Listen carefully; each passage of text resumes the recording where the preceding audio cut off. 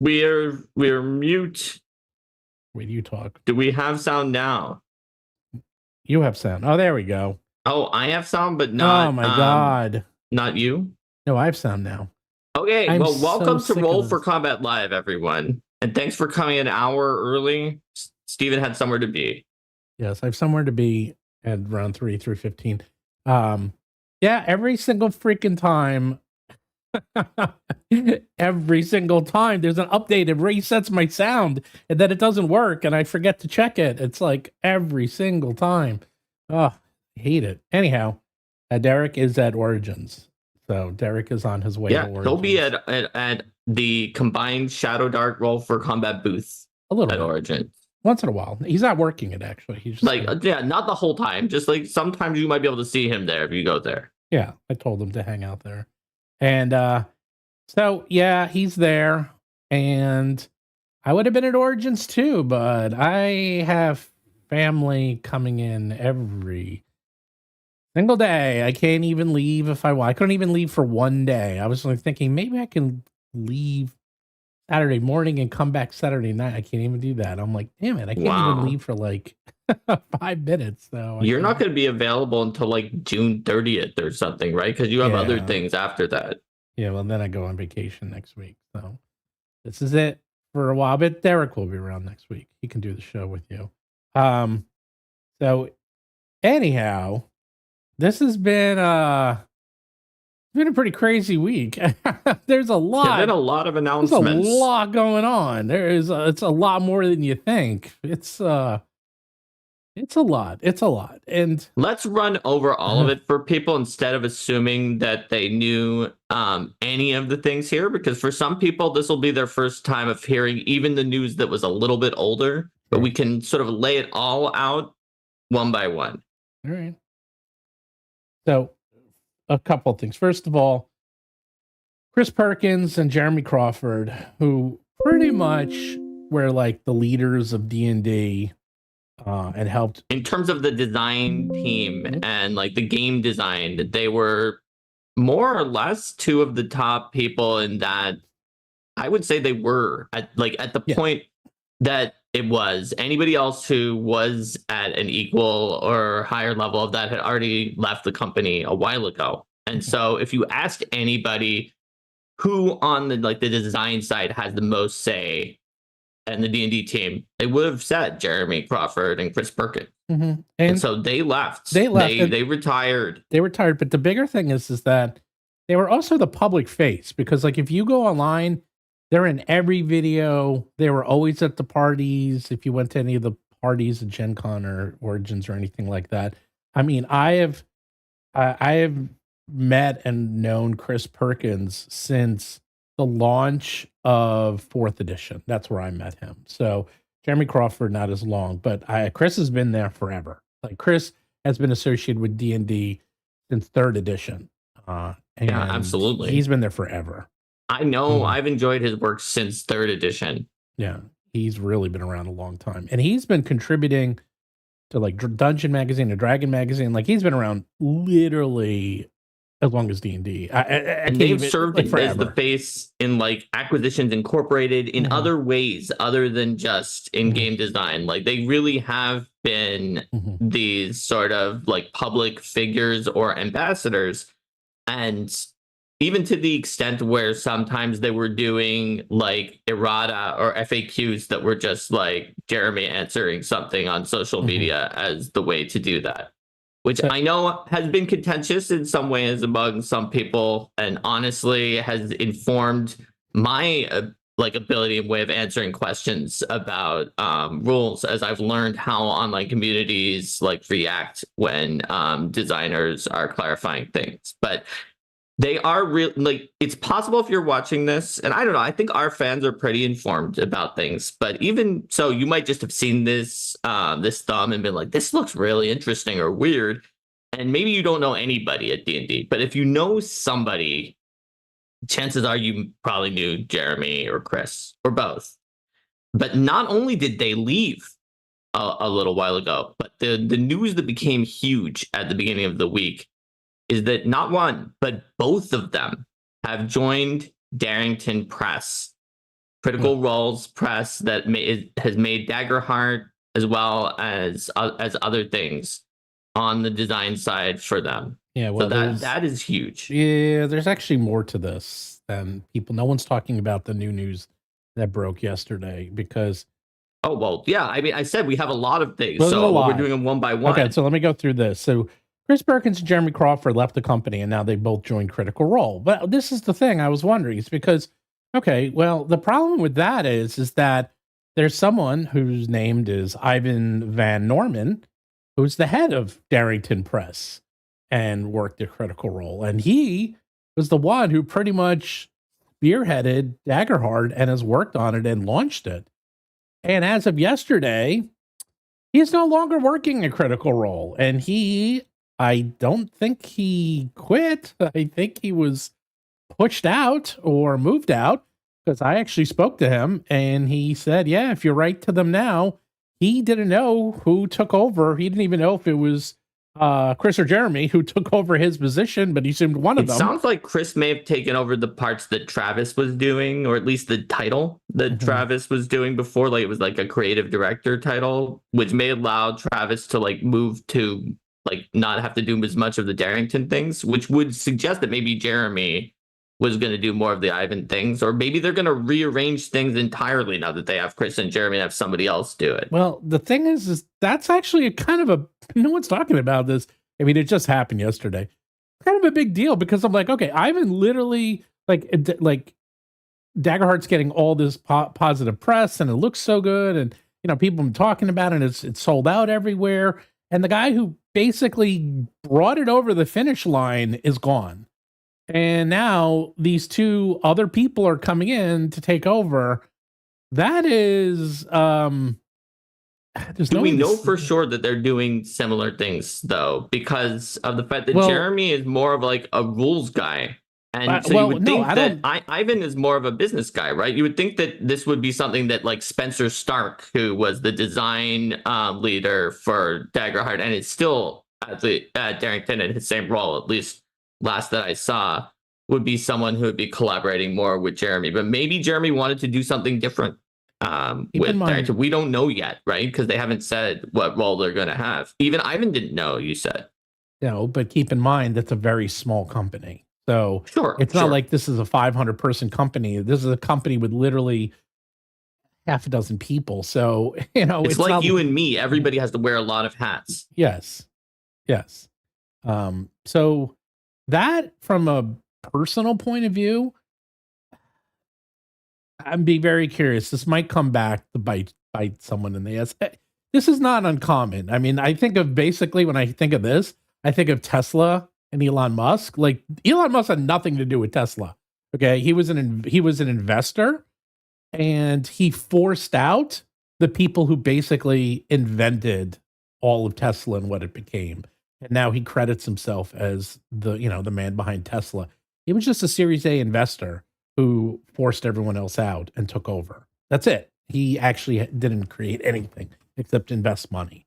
So I guess we'll see what they do. They'll see how they use Jeremy and Chris's like fairly prodigious talents on their team and what they're going to have them do. Maybe that means they're going to expand and they're going to create books at a faster pace and use Jeremy and Chris for game design and creative direction that maybe, Travis was already doing multiple things.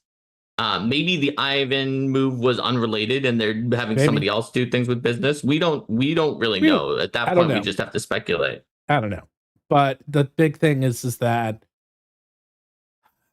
I feel sad that, and because I was meeting with him and talking to him at Gamma, and I saw his presentations, like he basically was the face of Daggerheart, and now he's gone and he's working back on his own stuff. He works on things like Kids on Bikes, and he has his own publishing house, and he's going back to that. So, I mean, I'm going to hook up with him at Gen Con and talk to him, but I was like, damn, Ivan's a pretty cool guy. He was on the King of the Nerds. Like he's actually a really interesting dude. So, yeah. And anyhow, so. But wait, there's more. There's still a lot more. That was just because there are two other major people that that left WoTC, either that were let go specifically or they chose to leave? So Todd Kendrick, who was the guy on the other side, whenever there was an interview with Jeremy and Chris, the guy who was asking the questions was Todd. And Todd actually was a pretty big YouTuber back in the day and did a lot of YouTube, a lot of TTRPG YouTube videos. And I'm not exactly sure what he did at WoTC other than seeming to ask questions in these interviews. And maybe he did behind the scenes, he did some like PR press work for them. I actually don't know his whole history, but he was let go. He literally said he was laid off. And that just happened. When did that happen? That happened on Monday. Was it yesterday or the day before? Monday. He was laid off. Okay, so 2 days ago. So he's gone. Now, again, big public face. So these are the 3 people that you would see on most videos. They started adding a few more somewhere around the 2024 advertisement phase and sort of diversifying it to show like a wider amount of the team. Well, we'll get to those people because we know actually some of them. Yeah. I'm like have worked pretty closely with some of the people that they added into there. But the main point is that these are faces that they focused on as an advertising campaign and as part of sort of a personality based approach to D&D. And it could be nothing, but it could be that they're thinking of pivoting away from that and having less of a name recognition for the specific people and more of a brand recognition for D&D. Yeah. And then, and this actually was really shocking because I thought she was awesome, was Jess Lanzillo, who was the D&D VP, and she really cut her teeth on magic. Like she was she really knew. She knew her she stuff. Was a nerd, a magic nerd, so she knew what she was doing in terms of the games. She was the kind of VP that I, as a fan, like to have someone who's really into the products rather than someone who's just a very businessy, who does not really love the products deeply. She retired, and so she left, and that was like yesterday. So in 3 days, we have Chris Perkins, Jeremy Crawford going to Darrington Press. Ivan no longer at Darrington Press as of yesterday. Todd no longer with WoTC as of Monday. And Jess no longer with WoTC, I believe, as of Monday as well. On top of that, there actually was more news. Today it came out that 3% of Hasbro's workforce has been let out or let go.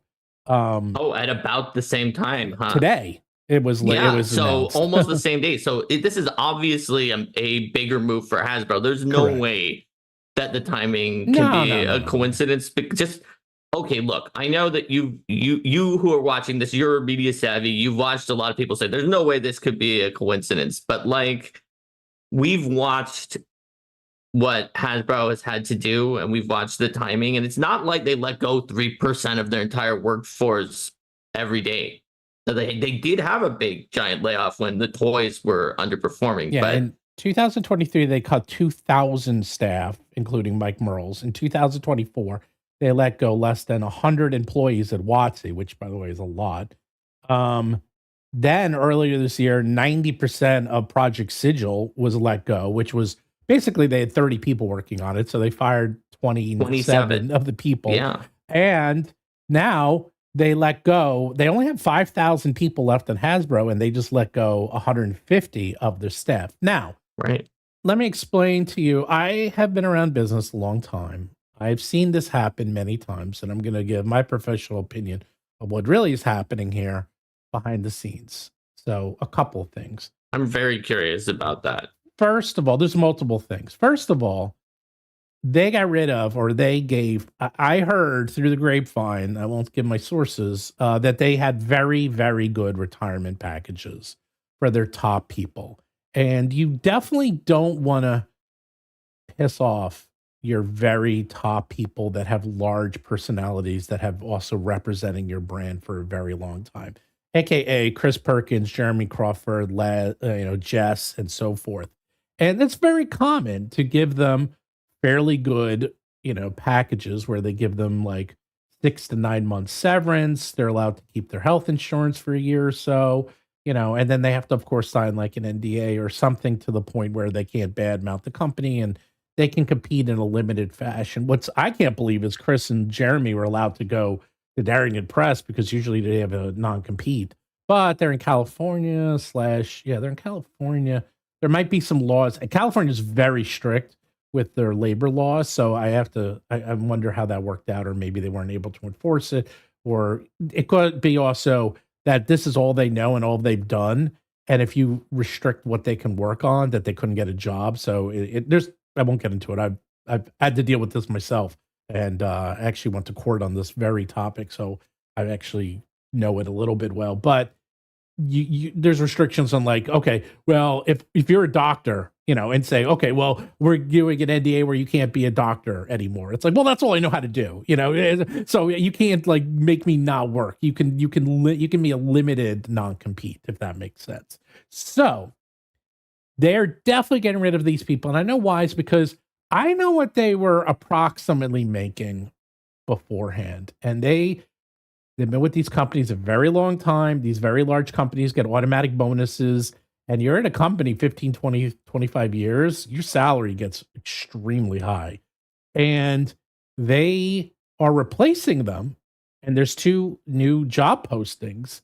And the salary for those 2 job postings, which, by the way, are supposed to be, approximately the replacement for Chris or Jeremy of some sort, is like a third of what I believe they were making. So that's just, it's like, okay, they're definitely not paying even close to what they were paying before. So that's a, huge cost savings right there. And again, this is extremely common. I've seen this many times where people at our companies for very long periods of time, 10, 15, 20 years, that they get bought out so that they can hire new people to do the same job, or they can hire 2 people to do the same job as one person for less money. And it's just, it's just economics. So that's the first thing. It's not surprising that all the people that are voluntarily leaving are top people, the people that are making the most money. So that's the first thing.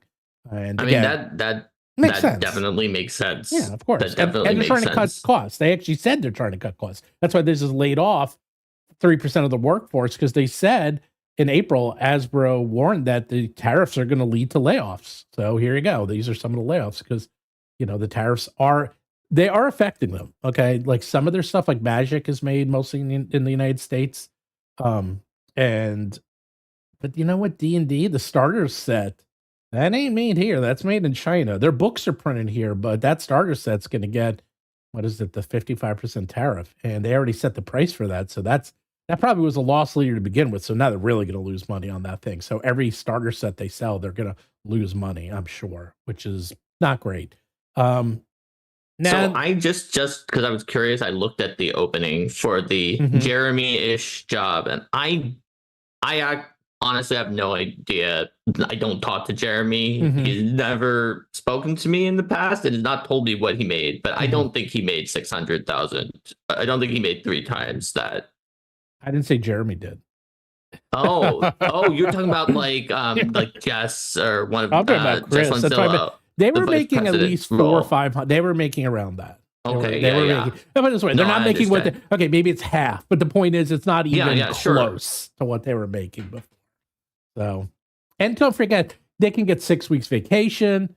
They can have there's a lot in there that you don't know about, because if you're with a company a long time, you start to vest. This actually happened to my wife. She worked for Hearst Publications, and they moved her branch. She was in Manhattan, and they moved the branch. They said, you can either, take a retirement package, or you can move with us to, I think it was South Carolina or Florida. And this was like 10 years ago. We're like, well, we can't move, so she took it, and it was a very good package, and she was with Hearst for over 20 years. So she got a ton. It's based on how long you were there, like how much severance you get. She got a ton of severance, and it was a great package. So, I mean, that's one of the many ways they get people to voluntarily quit without being fired, is the carrot and the stick, where they never say, we're firing you. They're just like, you can take this very nice package, or you can move to this place that we know you're not going to move to. Well, some and people those are actually your choices. did, but she didn't. So. Well, no, but they know that enough people won't want to move that they will get the number of openings that they want to get. Yeah. Right? So, it's sort of like a voluntary way of downsizing the company in that way. So now the second one, which I'll talk about, which no one's been talking about as much. So when I first worked at MTV, I worked at MTV in 1992. And in 1992, something fascinating was happening. I was there when this was occurring, is that MTV, when it first came out, was built around the personalities of the VJs. And if you remember, there was like Martha Quinn was there, and Alan, who was the original VJs? Let me looking them up. Original MTV. So when you say you don't know if you remember, you may be talking to our audience, because I've never heard of these people. No. So okay, I neither remember nor did I know back in the day. So back in the day, when MTV came out in August 1st, 1981, MTV back in the day was huge. Like, I can't emphasize how big it basically defined the 80s. Like, this is all you did, because there was only like 30 channels, and having MTV, I was just on. Everyone had it on all the time. Even in school, sometimes we would have it on in some classrooms and stuff, because that's how good it was. It had JJ Jackson. He was the biggest one. It had Nina Blackwood, Mark Goodman, Martha Quinn, and Alan Hunter. And they were the faces of MTV. But the problem is that I came in 92. Some of them actually were still there. I actually met Martha Quinn, and that's how I got my job at MTV. I met her. She went to my college. She came to my college to talk, and I talked to her, and I got a connection to go into. Does that surprise you at all, Mark, when I'm explaining what I just said? That does not surprise me at all. So I met her. That is a Stephen Glicker story, if ever I've heard one. Yes, well, I met her and interviewed her, and then for the newspaper, and then found out how to get a job. Funny thing, she's only like a few years older than me, so that was kind of weird. And when I was there, it's that they were really trying to break away from having individual personalities part of MTV. Because when these people left, and they eventually left, the ratings started to go down. So they started to rebrand themselves as just MTV. And they were trying to brand themselves really back then with like kind of a feel and a brand to them. And they just didn't want any one person to be associated with the with the MTV brand. So I actually saw that. It was pretty fascinating, because I was talking, I worked and hanging with MTV, and I was actually working with some of the top people there. So I actually got to see it behind the scenes, how they were doing this. And the show I was on was like really cool. And so I was working with some of the top producers. I was actually working with the guy who did Yo MTV Raps, which at the time was the highest rated show on MTV of all time. And he was really nice guy. And he was kind of showing me the ropes of like business and MTV and how like entertainment business works. So yeah, Downtown Julie Brown. You wrote Judy Brown. It's actually Julie Brown. Downtown Julie Brown. The VJs were the hosts, the video jockeys instead of disc jockeys. Because I'm sure no one in this audience knows what the hell I'm talking about, unless you're at my age. So that is not uncommon. That's a very common theme, where you try to get rid of the actual people to represent you. And it's so common that even I was guessing that earlier in the episode. Yeah. You guessed that earlier in the episode. Now, here's the other thing. You know who's also been doing this a lot, and this is actually why Hollywood is failing. I gave it away. Movies. Movies have been doing this for the last 10 years. They've been trying to get rid of the movie star, because in the past, it used to be movie stars would kind of be the big deal, and they would like carry movies. And they've moved it from movie stars to brands. Actually, Disney and the Marvel Universe. There's a lot of videos they could go through. It's fascinating to see how they did it. It's actually now hurting them, because when the brand falters, they have nothing to fall back on. When the movie star, it's like, yes, they're damn what they do, damn what they don't. Like, yeah, they used to be able to put like Arnold Schwarzenegger, who was the biggest movie star in the planet for like 20 years by far, in any movie. Didn't matter. Good, bad, otherwise it always was successful, because people would go just to see him. The only one who's really left is kind of Tom Cruise and maybe Tyler Perry. There's only like a few left that really are bankable, and they will as they say, put asses in the seats. Doesn't matter. And so now they're trying to go to brands. Keanu Reeves, he's up there too. There's a few genuine still movie stars. Now, That's interesting. I see what you're saying though, because The Rock, in their greed, they were thinking, if this star is what's putting people in my seats, I'm gonna have to pay them whatever they want because I have to get them. But if I own the brand, I can do whatever I want. Correct. But then the problem is, if you own a successful brand, you can. But it takes lots of attempts of failed brands to get a successful brand. Whereas when you get if you're doing a star-based approach, you don't have to put any money into getting that new star to eventually arise. That will just happen naturally as somebody becomes a star. And then your studio can pay to hire that person, whereas your studio cannot go to somebody else who had a successful brand and say, hey, can my studio use your successful brand? You can't, because they own that successful brand. Correct. So it becomes gambling based now. Yeah, and more importantly, look at when the MCU came out, Robert Downey Jr., he was damaged goods. People forget. I mean, it's actually been almost 20 years. He had drug problems. He was in jail. Like, it wasn't like this guy was super bankable. And then everyone else they hired, nobody heard of any of these people. And they were usually in like middling productions. Hold on. I'm going to say this. I have not heard of very many actors at all. Right. And I don't even remember who all the MCU people were, but wasn't Scarlett Johansson one of the people? She came in once it started to come up. And Scarlett, you're right.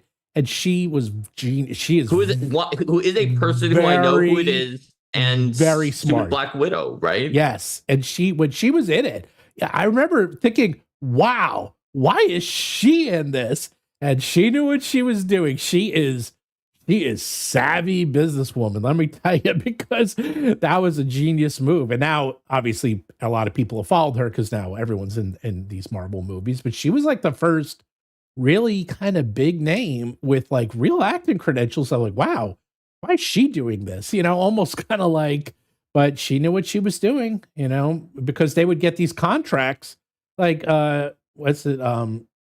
No, what's his name? Nick Fury, Samuel Jackson. Yeah, I was gonna say him too because he's Nick Fury. But he added in later when when he first signed up. I won a trivia contest with this. He signed. It was a 13 picture deal.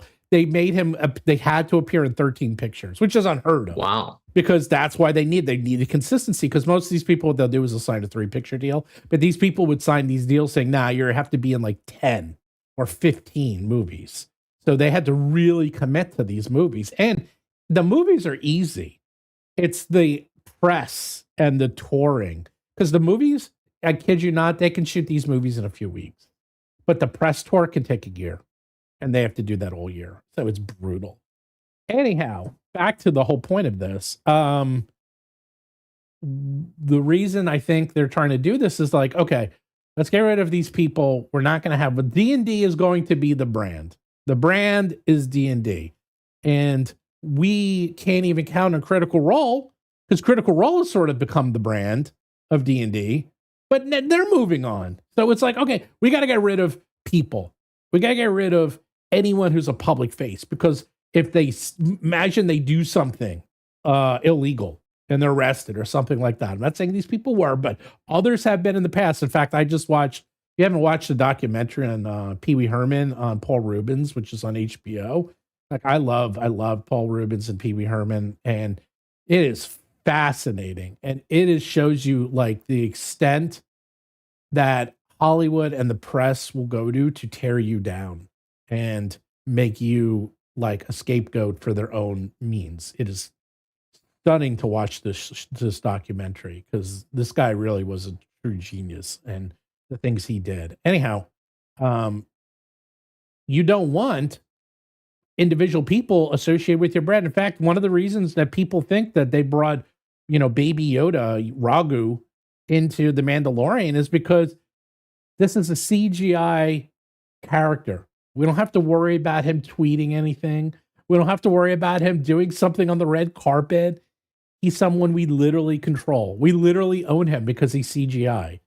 And there was a lot of speculation that they did that so that they didn't have to worry about actors, those pesky actors that are always getting in the way.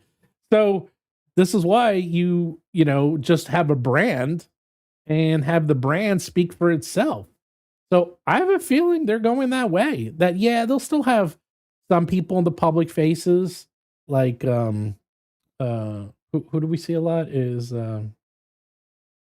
I mean, they had a bunch of people who were on those videos other than just Jeremy and Chris. Like Amanda has been on videos a decent amount of times. Amanda's been pretty much. Give you an example. They also have another mixture of people from the team. Yes. Yeah. Like what you're saying, Stephen, that's not to say they're never going to show you the people on the team. No, they definitely still will. Yeah. But they're going to try to focus it on the brand probably, I think. Yes.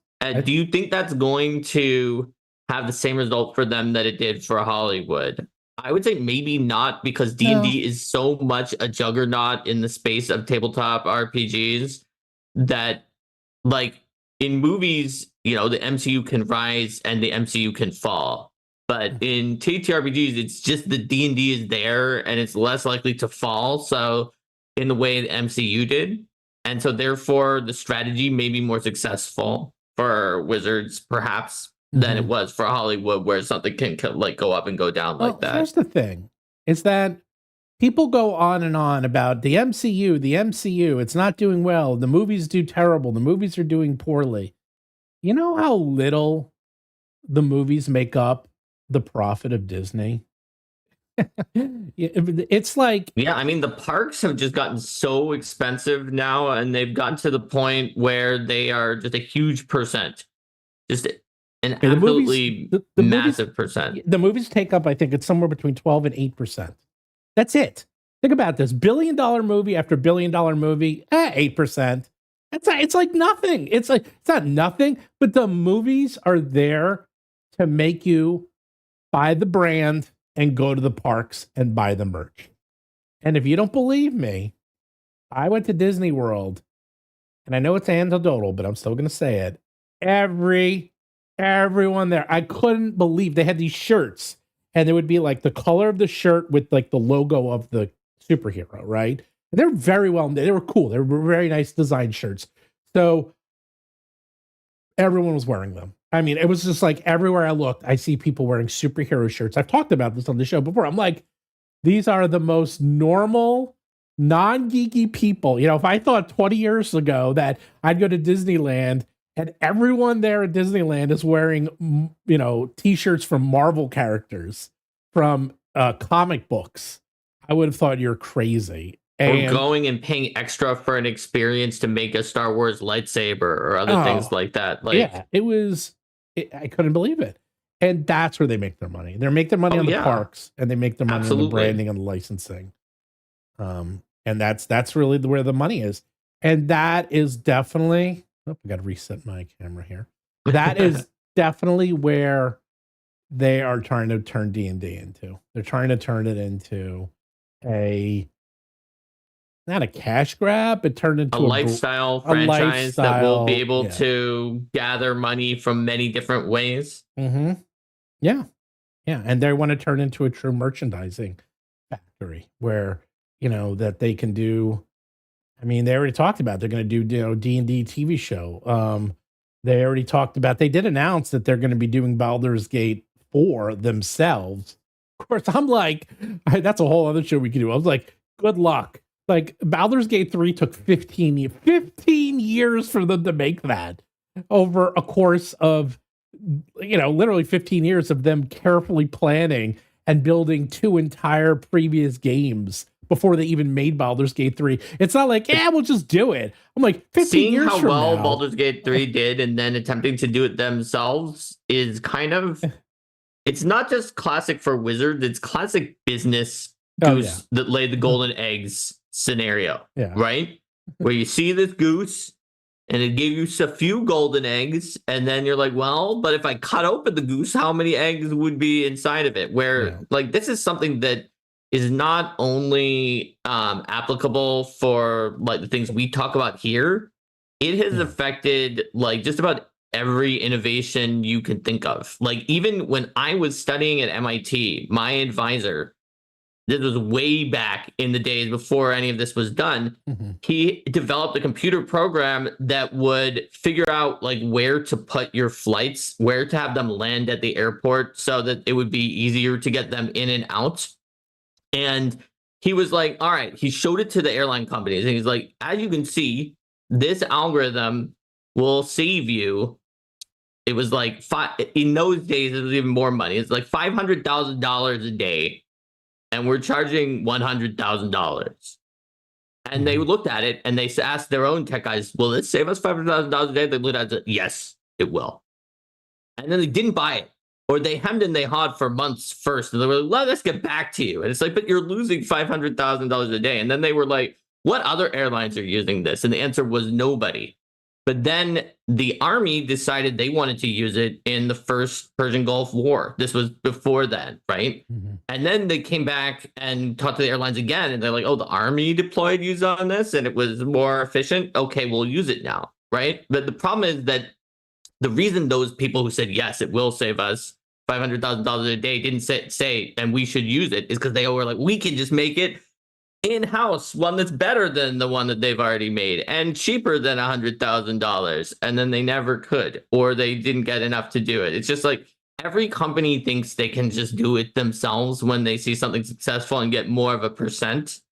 But it's not always a good move. Sometimes it's best to let the experts or the people who got that big success, keep control of it. So I'm skeptical just based on not just Project Sigil, but just the general overall history of the in-house D&D products versus the out-of-house ones, if you see what I mean. Yeah, so this is my second favorite quote of all time. If you ever watch, there's the History of Pixar story, and Steve Jobs was still alive, and they interviewed him a lot because Steve Jobs owned Pixar. Oh boy, God, talk about a genius. I actually met him once, and only a few people in my life, like I could just tell, like this guy just like radiated like pure. They used to call it the distortion field. When if you were around Steve Jobs, the reality actually distorted around him because he was so he like had a 25 charisma. Like his charisma was off the goddamn chart. And like when you met him, you actually were stunned. He was so freaking smart. Anyhow, he said the quote about overnight successes is if you really look closely, most overnight successes took a long time. And that is, I always think of that. I was like, because they're like, oh, Baldur's Grade 3 came out of nowhere. I was like, they've been working on this for 15 years. 15 years. It wasn't an overnight success. Okay. Like it just, all these things, it's very common. Right now, there's a lot going on. If you follow the video game world, there's Claire Obscura 33 just came out. And people are like, oh my God, this game came out of nowhere. They were working on this game for years. Like there's a whole bunch of games that just came out that are really like shaking up the industry because they're so well done. Yeah, it took them years to make these games. Okay, it's not like, we just threw this together. Like they didn't pay for an advertising campaign for all 15 of those years to make sure you knew about it, right? That's why you only started knowing about it when they calculated that it'd be worth spending money to get it in your brain that it was happening. Yeah. Right? That's just how all these things are. There's too much going on in the world for people to notice, even if it's quietly happening. Even like people who report on it sometimes don't find out. And even when they do, you don't always read every article that comes out about some game that somebody's working on. I know, but that's the thing is that I read all that. I didn't even cover it because I was like, okay, yes, actually, the studio they hired had some really good talent behind it. It's the guys from God of War. Like, actually, these people are really good. But, wait, so you're saying they aren't doing it completely in-house? They have hired a studio? They hired people, but it's going to be, it's a combination. It's in-house, but they hired people outside to run it. So okay. It's like a second party studio. That's somewhat more promising, though, than just trying to do it completely in-house. It's going to take, you know what, the first thing I'm going to say is like, okay, how long is this going to take? They're like, 7 years. I'm like, 7 years? Half the people that, like, no one's going to be working there in 7 years. Like, they're going to have to go through like 3 rounds of employees in 7 years. I'm like, yeah, welcome to the world of video games, man. It takes forever. It's like, it's extremely long, arduous process, and you might have to invest $100 million and not even know if it's going to do do anything. It might be terrible. Sony's learning that the hard way is that they keep closing studios over and over again and canceling projects after they spend hundreds of millions on them because they're finding out that what they greenlit 7 years ago is no longer the big hotness right now. This happens in Hollywood too all the time. It's that you will see something that's popular now, and then you'll see movies on that popular thing in 3 years or 4 years because it takes them that long for them to catch on. So, anyhow, so what is going on with D&D? What is going on? What is the future of D&D with, all these major people left? So what's going on? All right. Well, the good news is they still have a lot of really good people. And not only do the people they have, a lot of them are ex-Paizo people. Mark knows a lot of them. I know most of them. Mark probably knows all of them. Some of them work for us, me being Roll for Combat, and literally wrote some of our books. So I know them quite well. I just saw Ron Lundeen at GaryCon, and we hung out and played Shadowdark together, and he had a great time. So I got to see him. I actually got to see Amanda as well. I see Amanda pretty often because she's at the people they have are great. Yeah, like everyone knows Jeremy and Chris, and Jeremy and Chris are great. I'm not saying that they are not great. Yeah. They are. They were very important on the 5e team, right? Mm-hmm. But the people who are still there are also really talented, and it's not like they're not going to be able to keep producing like the content up to the same quality level because they lost people. No. I think it's amazingly good for Jeremy and Chris if they wanted to do this. If it was more of a they kind of wanted to, and Wizards gave them sweeten the deal, and they're happy at Darrington, I'm happy for them. And I say this as someone who I loved working with my fellow Paizo employees at Paizo, but I left to work with Steven at a different company. I did the similar thing, right? I left the bigger company to go to a smaller company with only a few people where I could work on things that I could just, whatever I dreamed of could happen because it was smaller and more like sort of daring of a company. And so I think that was good for me. That was obviously very good for Roll for Combat, and that it allowed, Paizo got in new people with new ideas, and they're doing cool things too. And that's exactly what's going to happen with WoTC. They're going to be able to do cool things. Losing these people is not going to be like a death knell or anything. Not at all. They still got very creative people. Darrington, I think, obviously, it sounds like Ivan did a really good job on the business front for everything Steven's saying. I don't really know about that, but losing him will hurt. But gaining Jeremy and Chris is obviously going to help them in different ways because they're not really business guys. But it's going to help their game design and just the creative direction from Chris. And I think it's going to be good overall in the long run, just overall for the entire tabletop industry, that there was a little bit of a shakeup like that.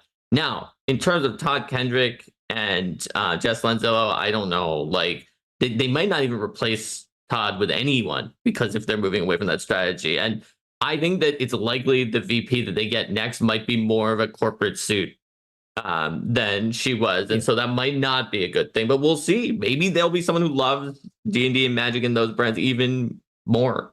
It's possible. We don't know for a fact that it's going to be worse. Yeah, and also keep in mind, D&D is in a weird spot because think about it. It's like, okay, I was thinking about this because I've been talking to a lot of the publishers and a lot of game developers right before Gen Con just to like hang out with them and do meetings with them and have dinners. And like, okay, you have Shadowdark. Shadowdark is literally 1.5 people. It's like Kelsey and Michael, and that's kind of it. And Kelsey's wife, she does a lot of the design. So that's the company. Roll for Combat is me and Mark. And yes, we have a lot of people work with us, but we're the two mains and the only two real employees. Then you have a lot of these other companies that are just one person or maybe two people. And that's most companies. Most of these TTRPG companies are just a few people, and that's it. Even Darrington Press is just a couple of people. Yeah, they're part of Critical Role, and Critical Role is like 70 people, and they're huge. But the Darrington Press side, when I would go to Darrington Press, it was just a couple people. It's a very small company, and you just don't need that many people. And now you have D&D, who is part of a $1 billion company that is definitely run as part of a corporate entity and has to deal with all that corporate BS that a lot of people don't like to deal with. And it's very hard to do creative work inside of a corporate environment if you're not given the freedom to do that work. It's extremely, extremely hard, to say the least. And I have a feeling that these guys who started with WoTC when they were kind of just, you know, a couple of people just loosely doing whatever the heck they wanted. Like, I remember when 4th edition was launched, they were just like flying those guys to gaming conventions just to play it with whoever. Like, and it was no like, oh, you couldn't meet with them. And they were just sitting down and playing games of 4th edition on the floor with anybody. I mean, I played with them like anyone. You could just walk up and they just wanted to show it off because this was definitely, you know, back before internet got huge and, you know, YouTube and all that. So it was like just very old school. Like, yeah, we'll just play it, you know, show you what it's like. And if you have any questions, let us know. Paizo has always been like that, where people were approachable. But in D&D, it kind of moved away from that, as they, even in the past, as they moved away from like the big convention, sending people to it. That was actually a fairly long time ago, where they even pulled out of Gen Con entirely for a little bit. But now, you know, I think I was talking to them. It's like, I think it's weird and fascinating that we're sort of coming approach this like the second or third, I don't know how many generations it's been, of TTRPG games and companies, because you have Daggerheart, you have Shadowdark, you have the Cosmere, which is coming out soon. You have things like Draw Steel, which did like 4 million. You know, there's a lot of new games coming out that people are definitely interested in.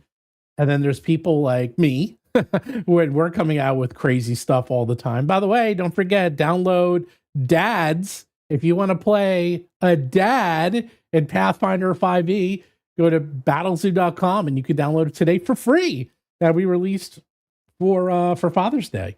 So that's right. And people thought it's one of those. I would say that the current generation of games is at least the 4th generation, if not beyond that. I mean, if you even in terms of editions of D&D, there have been more than that. So I would not say it's second or third. No, it's definitely been around.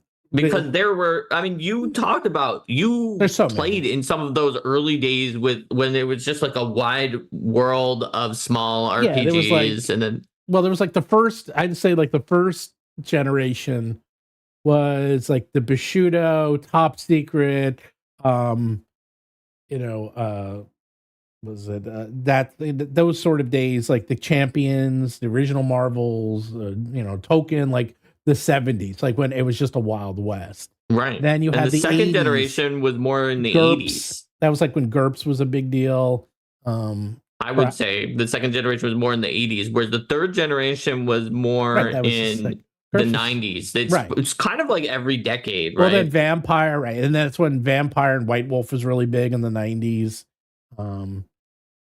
It's funny though. And then in the 2000s, I don't really, in the early 2000s. That was the OGL craze. That was really Paizo. Because 2000 is when 3rd edition came out, and so you got a huge release of OGL based. OGL and Paizo. Obviously didn't kill off the ones that weren't OGL, but even some like Fudge that were coming out at that time used the OGL, even though it did not use any mechanics at all from D&D, because it seemed like a safe license, and Ryan Dancy was assuring people, like really, this license is not going to be a gotcha. So I think that there've been so that would be the 4th one. So this is more like the 6th, or honestly, by this point. We've been going around for a while, but it is fun to sort of be part of that now. I was like, wow, we're actually like kind of part of this new generation of TTRPGers. But we also have something that no one else had. We have the power of the internet, and we have the power of one person can literally produce an entire TTRPG on their own, which is like, you couldn't do that. In the first generation in the 70s, the second in the 80s, or the third in the 90s, like if someone like Kelsey wanted to make a Shadowdark back then, it would have been very difficult. Obviously, they could have still put together something and released it online in like the aughts. Yeah, that could happen. But if you wanted to be like, no, and then there was, a worldwide distribution that made over $1 million, and it was basically one person who did this with like a few other people helping. That couldn't have happened back then. There wasn't the logistics for it. No, it was. In fact, you read like, I like reading the early history of TSR, and you see like everyone they had hired, and it's like, wow, they had like 50 people doing the job that now I do. It's like I literally do. And the other analogy to that is, take a look. There's an old. Part of that is that you and I are crazy, Stephen. Okay, and part of it is that you and I do the job of at things. least 6 to 8 people, even in modern day. Yeah, well, it's about our own backs. Like, I can code, I can do design, I can write, I can edit, I know marketing. Like, yeah, it's like we also know enough. We could each do like 10 jobs. So that's part of it as well. So that's a bit, but your own iPhone, your own, phone, like you've seen those videos, like they show the picture of everything that used to be done by individual people. It's moving again because of my hand. Is now in your phone. It killed so many jobs. And it's the same thing now. Unfortunately, we might have the same problem with AI in the near future. But at least not yet. Not yet. So far. By the way, do like and subscribe, because we have 250 people, 263 people, and only 48 likes. And if you have any questions, because I'm kind of watching. People keep asking questions if we're going to do a Daggerheart edition of our books. We're still working on the Shadowdark edition. We're still working on Shadowdark. The Shadowdark one's coming along really, really well, actually, because everyone wanted the Shadowdark pictures, and now I have them. And damn, the black and white art looks really good. I'm really still good. a color art fan. I'm sorry to people who like black and white better. I like color, but the black and white is very classy, and I like it a lot too. Really good. Like, actually, because I just put a picture in the newsletter. If you saw, that's the name of that one. I did see it, but I can't remember which one it was. It's just the head. It's the head that can attack you. I forgot what that. Oh, the beheaded. The beheaded. It's something like, it's not a beheaded, but it's basically a head. And the head will just like jump and bite you and attack you. And the one we had was like in color fine, but then the guy who did it, he's like, I made it really gross. And he's like slime coming out and like drooling, and his eyes pulled out, and like there's like maggots. And I was like, oh, there we go. Oh, is it like, the guillotine head, Steven? Guillotine head, that was it. Yeah. It's like, I thought it had something to do with guillotines, and so I looked up guillotine and I found it. So it's the guillotine head for sure. Well, these guys have definitely been making the things very Shadowdarky, because they're much, much grosser and more messed up. Like, the color versions are all, I wouldn't call them happy, but they're like, they're... Yeah, no, the guillotine head is still very angry looking and upset, but there's definitely some interesting details in the black and white one that you do not see in the color one. Whole other level. I was like, damn. And even I said, I'm doing some pictures. I didn't send them to you, Mark, but there's some like pictures of some of the, like the Bangor, the rabbit people we have. Banog. Yeah, the Banog. The Banog. I can't show it, but the picture of the Banog is nasty. I was like, oh, what'd you do to my Banog? You made him so horrible. They went from here, I'll send you the picture. And they went from this very happy-go-lucky to, look at that! Oh my god! You know what it looks like? That's a nasty one. Well, but some of them are nasty. I know, right? But you know what? It looks like the rabbit. If you ever saw Twilight Zone, the movie, and the rabbit that comes out of the TV, that's what it looks like. It's horrible. I was like, I haven't seen that, but this definitely gives me vibes of like some kind of like creepy creature rabbit. And you know what? They come from different dreams, so those ones would have come from a nightmare. Yeah, exactly. So, yeah, as of Shadowdark, I'm looking forward to try to do more work with more projects and more editions. They were asking about Daggerheart, but you may have thought you said Daggerheart, but you said Shadowdark. I meant Shadowdark we're definitely doing. That's a common Steven switcheroo. No, it's not that. It's It's 2 syllables to 1 syllable. I was actually doing this the other night. It's 2 syllables to 1 syllable. It's a portmanteau, and the first vowel sound is also a short A. Yes. It's like, so all my dogs have end with the word E. So I have Snoop E, Taff E, Cook E, Zoe E. I was like, it was actually weird coincidence. I'm like, wait a second, I've had 9 dogs and Ruby. They all do. I was like, wow, I didn't even know we did that. Like I didn't even know I did that. So every dog I've ever had ends with an E. But it's the same thing. It's like Shadowdark, Dagger Heart, Battlezoo. No, I mean, it's not just you, Steven, because like sometimes my parents watch this show, even though they don't know anything about the industry except for watching this show and being amused at barely understanding it. Yeah. And my dad was saying, he was like, wait a minute. This is saying that one that you guys are doing a starter for is outselling D&D. I was like, no, that's a different one. That one is Shadowheart. I said Shadowheart. You see, you did it too. I got switched in between the two of them. I was like, that one is Shadowdark, which Kelsey made, and the one that Steven is talking about, where on their launch they outdid a normal period of time for D&D, was Daggerheart, which is made by Critical Role. Then I tried to remind him. I was like, remember Critical Role, that very famous group that plays with actors that I've told you about. He was like, oh yeah, I think I remember you said something about that, because he's seen us do episodes about them before, so he vaguely knows some of these concepts. Dungeons and Dragons Heart. By the way, so if you have any questions you definitely want us to answer, just do a super chat and we'll answer them, because I'm only here for like another 15 minutes. So quick. Yeah, right. You gotta go. Yeah, I gotta go in 15 minutes. So with the staffing, what are you expecting from D&D's product pipeline for 2026 and beyond? So the 2025 product pipeline appears that they're leaning into what sells.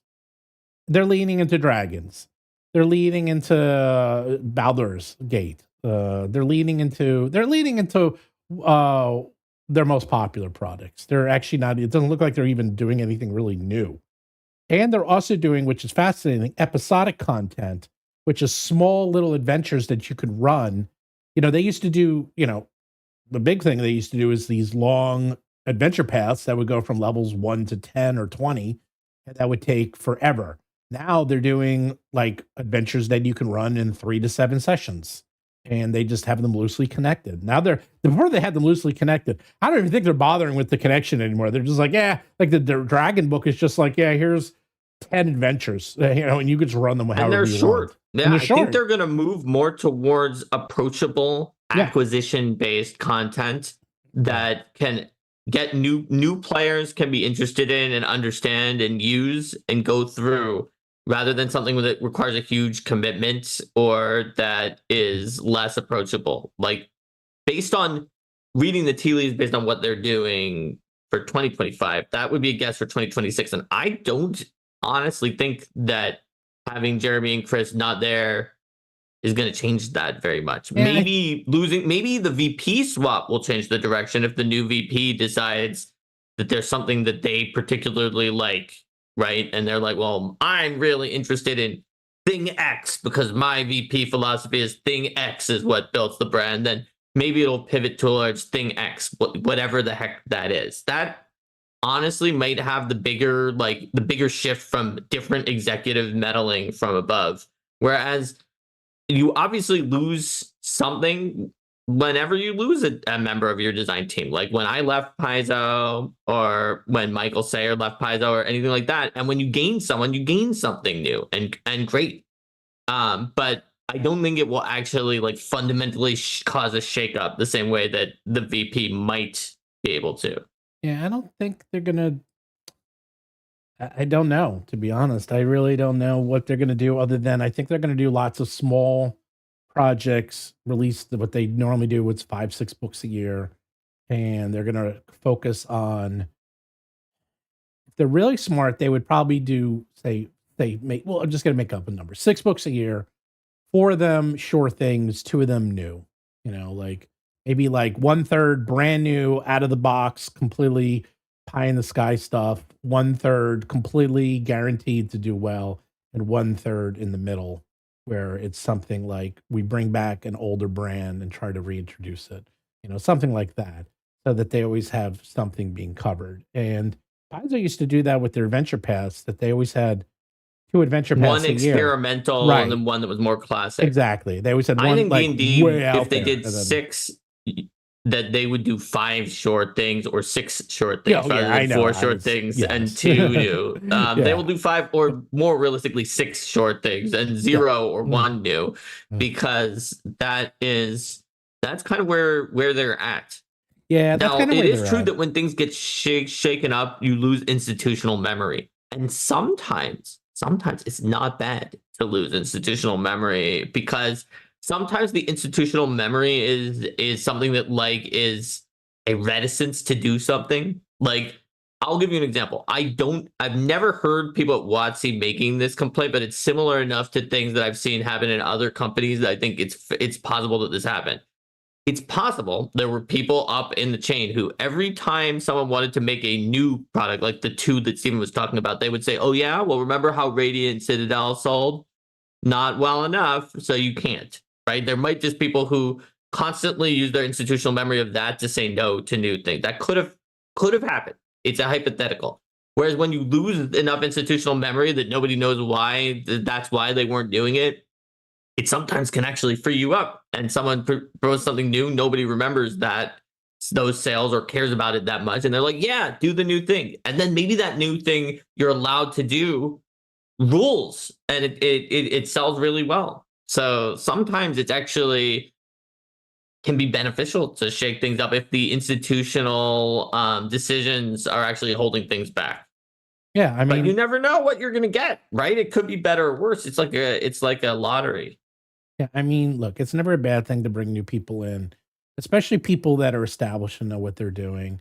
And also, I have a feeling that a lot of these people are leaving because it's a lot of fun to come up with something new. And I've seen this happen many, many times. Like I was doing, so back in the day, back in the early 90s and mid 90s and late 2000s, I was doing what's called CME, Continuing Medical Education. And it was these CD-ROMs, remember those, that would teach doctors medical procedures, and then they would have to take a test. I was doing, no joke, 250 of these a year. And let me tell you, people on my team were getting bored. And I was like, they're like, oh, we got to do another one of these. And I'm like, yeah, they pay the bills. Now, I often mixed it up with new work because I wanted to keep the people. So I would mix in a little bit of new, a little bit of old, a little bit of new, a little bit of old. Well, you know what? They got to do something new, which was the new version of D&D. And that's a lot of fun, a lot of work, but a lot of fun. And now they're probably said, what am I going to be doing for the next 5 to 10 years? Coming out with supplemental modules to support this system. Boring. And for a lot of people who have actually been doing this for a long time and have a lot of experience, that's like going backwards to them. And it's not something they might want to be doing for the next 5 to 10 years. To be fair, they then joined a company that has already also just released its new game and is in a similar state. But it's much smaller and they have more creative control over where it's going to go. And they get to grow it and expand, and they have so much control. And I'm like, that's a challenge. And creative people, challenges. It's one thing I know about creative people, Mark, is yes, you want to be challenged. Given me so many challenges, but they were different kinds of challenges than I would have at Paizo. And in many cases, like the challenge at Paizo was more of like, how can we possibly do all this in the number of days that we supposedly have for it? Lord knows I give Mark enough challenges. But Steven has often given me something that's just like, how do I even crack this problem? This is very unusual, and sometimes that can be very exciting. Oh, we did have a super chat from Agile Monk. I want to do it before you. I know you have to go in 10 minutes. Yep. It wasn't a question. Agile Monk said, back in the day, in my technical marketing and brand management days, where me and my team were responsible for some key Colgate-Palmolive brands, it became clear the products, etc., didn't matter. The power was in the brand management. Correct. So he's just going to explain about how that it was the brand was more popular and more powerful than the products or even the people. Back when I used to work with Microsoft, and this is back in the 90s, but when Microsoft was literally God, Microsoft was like Google, Netflix, Apple, Tesla combined. Like they were the brand. I met with them when I was working at Bankers Trust, and they wanted so much money for something. And Bankers Trust, like this $1 billion company, is like, what do you do? We're not going to give you that money. And they said, we can sell 1 million copies of an empty box if it has the word Microsoft on it. Never forget that say. I was like, damn. I was like, that's some hubris. And they were right. Back then they were right. I don't know if it's true now, but how many times do you see people buying things just because of brand awareness and just because they love the brand? I mean, it's still true to this day for some things. Not like that's always been true though. That's not a new thing. Oh no, it's not a new thing. Like growing up, I was the person like in school growing up who did not do that to like a higher degree, where I was just like, why did people pay 5 times as much money for this shirt because it had that little logo on it? Like it's the same as the one that I have, right? But without the logo. If you get people, and then it's like, but they did because they wanted the brand. They wanted to be like, I'm wearing the shirt from this brand, and I just did not care. But even I can be affected by certain brands that I liked in my childhood, not originally because of the brand, but because I just legitimately liked the product. Then I came to like the brand because the product was good. Agile Monk said that he also worked for Microsoft and heard that story. See, I don't make this stuff up. that's like, I was actually in the meeting when they said that. I have a lot of crazy stories like that. I believe you, Steven. Oh, I know. But it's just like, but I always think about that because at the time they were not wrong. Like they were literally doing vaporware. And actually just another book, I forgot what it was called. It was about the story of the guy who invented the e-reader and invented the Newton. And he's then worked with AT&T, and how Microsoft basically did vaporware and would do everything in their power to make sure that they failed. But then the guy actually went on and started eBay. So he won in the end. So there you go. So what we're talking about? Oh, we're talking about that could be one of the main reasons that they got rid of some of these core people is that, you know what, the brand is bigger than any one person. And now is a good time to just break it off and have D&D represent itself. Especially that's what they want to focus on. Yeah, and that's what they want to focus on. And also, not for nothing, Stranger Things, like, they're going to be pushing that. Oh my God, because Stranger Things is so tied into D&D. You're going to see Stranger Thing D&D products, and they got a lot of flack. I don't know if you saw the release schedule. They're releasing Stranger Things in 3 parts. And it's on Thanksgiving, Christmas, and New Year's. So why? No, so people are going angry. They're like, "Whoa, why are you doing that?" Well, do you know why they're doing that? I know why they're doing that. Because it's vacation times, and it's like a big time when ratings are determined. Because the 3 largest streaming weekends are. What a coincidence! Those weekends, Thanksgiving, right? Christmas, they're and New Year's. Times. Those are the 3 largest streaming weekends of the year. It's not surprising at all. If you asked me what 3 that they would release it on, I would have said I thought that they would release them on breaks when people had time to watch them. They usually release one big one. They'll release one big movie. Oh, sure. I mean, that's standard. But if you told me it was split into 3... they've never done that. That's an amazing. So they're like, wow, talk about eggs in one basket. They're putting all the eggs at all the baskets into, like, they're doing it. It's like, wow, they really are committing to this because that's how much they believe in it. So you don't think that WoTC and D&D is going to triple, quadruple down on that? You don't know WoTC and you don't know Hasbro and you don't know you don't know Netflix. Like, yeah, you're going to see more Stranger Things advertisement and stuff and D&D stuff during the holidays than you've ever seen in your life. Like, they're going to, instead it's their this is the last season. It's one of the most popular brands in the world. It's not just, popular here. It's popular everywhere. And this is it. And everyone knows this is it.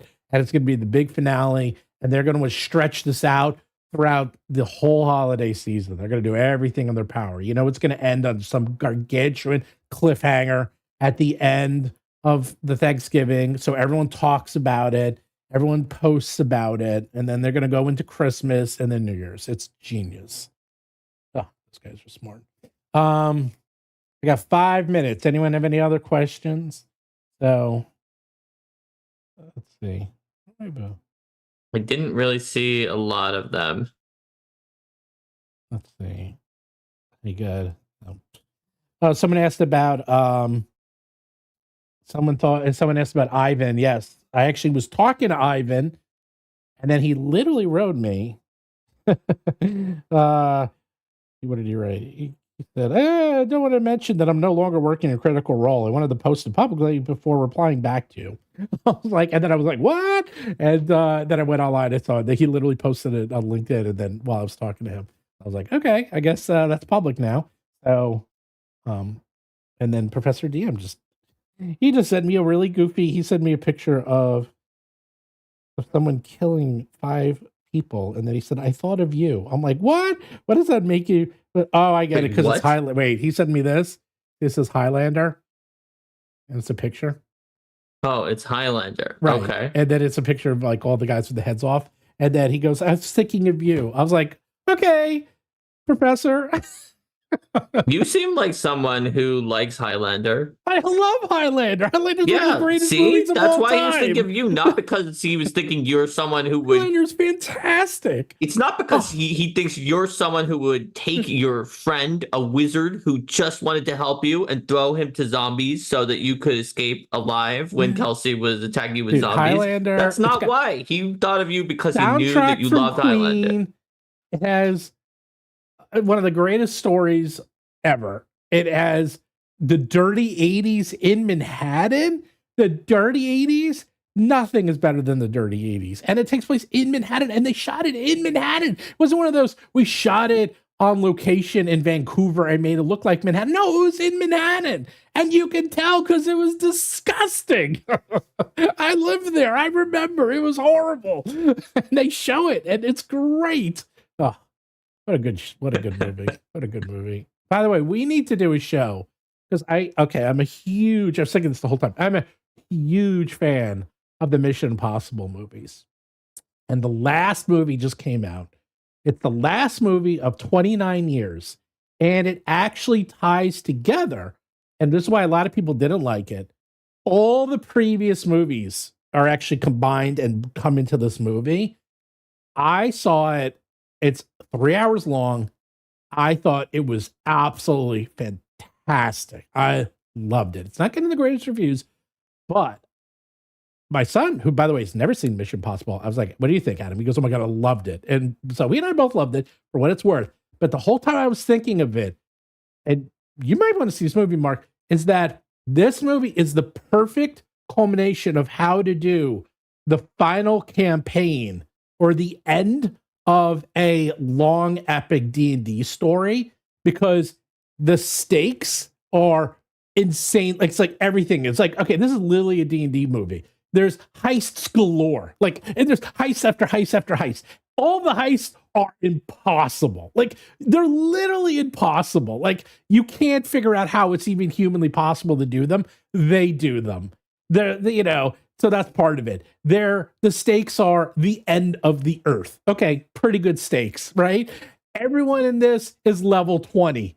So the people they're facing are level 25. They're all facing insanely powerful people. Everyone who's in it, I was like, this is the best D&D movie I've ever seen. It has nothing to do with D&D. It is a D&D movie. It is fantastic. They put together a group. They have to split the party and do other things, which causes a lot of problems. I was like, this is great. This is absolutely great. And it must not have been very D&D-ish if anyone in your family liked it. No, my son liked the D&D movie. Yeah, but everyone in your family doesn't like D&D stuff normally, right? Oh, no, Adam liked the D&D movie? Adam likes it. Okay. No, but I saw it with Adam, and oh my God.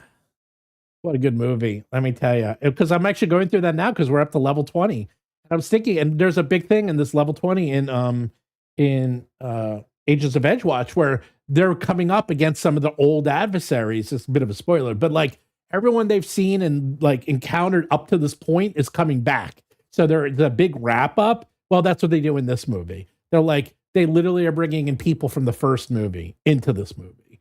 and things that happen in all the prior movies, which is actually why people hated it. Because they're like, oh, that's stupid that they're bringing in all these other movies and they're making it all part of this movie. I was like, you know what? I buy it. I like it. I hadn't seen any of the other ones and he still liked it. That's the thing. It shows that you don't need to have seen all of the other ones. Exactly. I was like, I had a perfect, because I'm a huge fan. I've seen all the movies 100 times. Adam, who's never seen a single one, he didn't know anything about it. He liked it. I liked it. I'm like, see, it worked. I think it was like, it's very slow and methodical, but that's what made it so good, because it tried to give gravitas to the situation. And if you buy it and you're into it, you'll love it. I thought it was A+. I love that movie. And there you go. There is a scene, I don't even know. I mean, I think it's like one of the most expensive movies ever made in history. And it looks it. That's the other thing. Like, you're like, yeah, this is insane. Like, because everything's like real sets. I was like, yeah, I know they're real sets because they don't do as much CGI. I was like, damn. So if you want to see a really good movie, Mark, I'd recommend you see that. I loved it. Especially if you think about it. It might not be as important of a thing for you and Adam to do together as watching the Mission Impossible movie, but according to my clock, I gotta go. It's my son's graduation. Have to go do a graduation with him or something. Yeah, I got a graduation in 40 minutes, but the school is really close, so I gotta jump in my car and get there. It'll be nothing as exciting as that movie, though. It sounds like you really liked it. I just thought it was such a good D&D movie that it's I don't if I'm looking at it a very different light, because if you look at it as a D&D movie, because like D&D, especially if you're in the very last adventure, because I'm doing an adventure with level 20 guys, and you have to put them through, like the things they're doing at level 20 are fighting gods. They're it's just absolutely out of control what they're doing at these levels, and that's what this movie is. The stakes get raised at high levels. Yeah, that's just how it is. Like, they're fighting, like everyone they're fighting. Wait, do they actually fight gods in it? Is it like Lord Xenu descends from but they're going up the volcano where he's throwing the nukes, and then Tom Cruise is like, "Oh no, it's Lord Xenu. What are we gonna do?" No, well, he is fighting a god. He's fighting. There's an AI that has taken over the entire world, and he has to figure out how to defeat it. And their Thetan levels are too high or something like that. Well, the AI is think of it as this. Not only is the AI taking over the world, but it's such a super genius that it's always 10 moves ahead. It always knows exactly what you're going to do, and it's always right. So they have to try to outsmart it by trying to figure out, okay, what does it not think we would do? And they can't figure out how to, how do you outsmart something that always knows what you're going to do? It's really interesting. It's a fascinating movie. I loved it. That you can tell. And the action. Yeah, clearly did. Fantastic action. Good acting. Did you love the final Indiana Jones movie too that nobody liked? No, well, the third movie is fantastic. Not the third one, the final one that nobody liked. The fourth one was atrocious, and I never saw Dial of Destiny.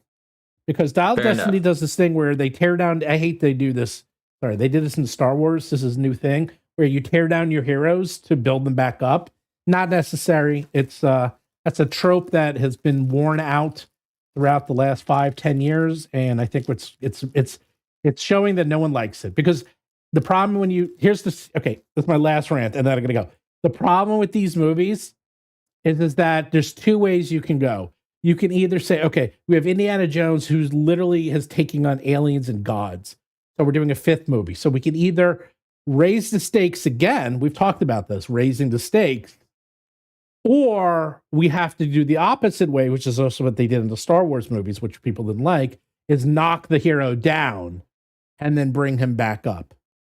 That almost all these movies, they chose to do the latter because it's easier. Then they can bring in a new character. They can introduce them as the replacement so they can keep the franchise going. There's a lot of reasons why you do it. I don't like that. Audiences don't like it because they're like, wait a second. This is supposed to be Luke Skywalker. Why is he no longer a Jedi? This is supposed to be Harrison Ford as Indiana Jones. Why is he a loser? Why is his life crap? That's not what you want to see your heroes. Mission Impossible, they're like, yeah, we raised the stakes again. Like, they just kept raising the stakes. I was like, come on, how much more can the stakes be? It's like, we got an AI that can predict the future that is going to destroy the world, sucker. Figure out how to get out of that. I was like, oh my God, really? Like, they raised the stakes to that level? No, it's like, how much higher can you get? Well, guess what? They did it. No one does that. It's very hard to do. So that is why I thought it was really good. All right. Well, there's your last rant. Have a good graduation. Until next time, everyone, if you want to go to a graduation, you have to stop rolling for combat. That's true. See ya.